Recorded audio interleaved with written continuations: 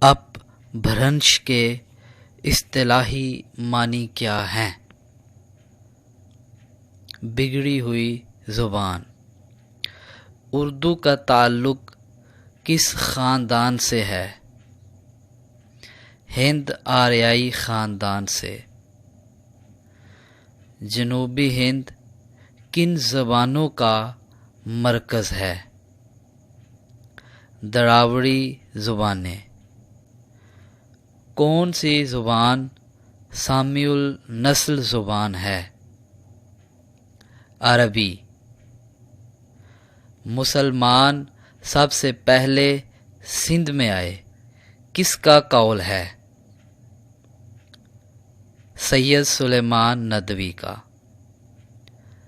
دہلی اور نواح دہلی کو اردو کا مولد قرار دینے والے ہیں؟ ڈاکٹر مسعود حسین خان۔ اردو کو میرٹھ اور دہلی کے نواح کی زبان قرار دیتے ہیں؟ ڈاکٹر شوکت سبزواری۔ اردو اور پالی دونوں کا منبع ایک ہے، یہ کس نے کہا؟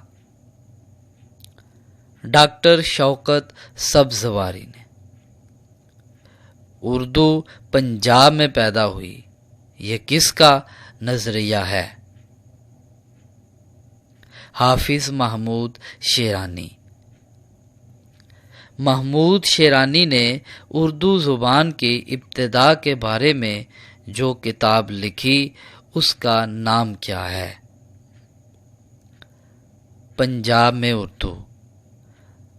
دکن میں اردو کا نظریہ کس نے پیش کیا؟ نصیر الدین ہاشمی نے۔ نقوش سلیمانی کس کی مشہور کتاب ہے؟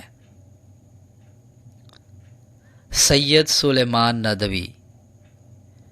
پنجاب میں اردو حافظ محمود شیرانی صاحب کی کتاب ہے، یہ کب شائع ہوئی؟ 1928 کو۔ مقدمہ تاریخ زبان اردو کس کی کتاب ہے؟ ڈاکٹر مسعود حسین خان۔ داستان زبان اردو کس کی کتاب ہے؟ شوکت سبزواری کی۔ اردو کو ہڑپا اور مانجو-دھاڑو کی مقامی بھاشا کا تسلسل کون قرار دیتے ہیں؟ عین الحق فرید کوٹی۔ اردو میں جدید لسانیات کا آغاز کس نے کیا؟ محی الدین قادری زور نے۔ اردو زبان شمالی ہند میں اب بھرنش سے وجود میں آئی، یہ کس کا خیال ہے؟ محی الدین قادری زور کا۔ اردو کو مرہٹی کی سگی بہن کس نے قرار دیا؟ ڈاکٹر سہیل بخاری نے۔ ہندوستانی لسانیات کس کی کتاب ہے؟ محی الدین قادری زور کی۔ اردو کو مہاراشٹر کے مشرقی علاقے کی جائے پیدائش کس نے قرار دیا؟ ڈاکٹر سہیل بخاری نے۔ کیفیہ کس کی کتاب ہے؟ برج موہن دتریا کیفی۔ ہندوستانی لسانیات کا خاکہ کس کی کتاب ہے؟ سید احتشام حسین کی۔ ہند کو اردو کا ماخذ کس نے قرار دیا؟